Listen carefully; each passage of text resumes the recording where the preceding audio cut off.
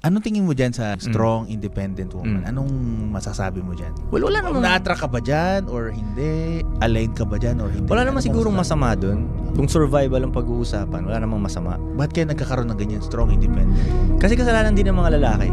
Talaga? Kasi weak yung mga lalaki ngayon eh. Kailangan tuloy magpaka-strong ng mga babae. Ganon? Weak eh. Walang ma-provide yung lalaki. Okay. Alright? Let's say, ganon. Basically, weak yung mga lalaki ngayon. Kaya naglabasan tuloy yung mga strong na kailangan nagsusurvive lang, kailangan na mag-survive ng mga babae. Isipin mo to lang, kaya nga nagiging independent sila, hindi na sila makadepende. Hindi katulad nung unang panahon, once na may lalaki ka na, goods ka na, parang semi-retired ka na. Bilang babae ka, 'di ba? Okay ka na, pwede ka na mag-chill, pwede ka na mag-nails na lang diyan, 'di ba? Pero ngayon hindi eh.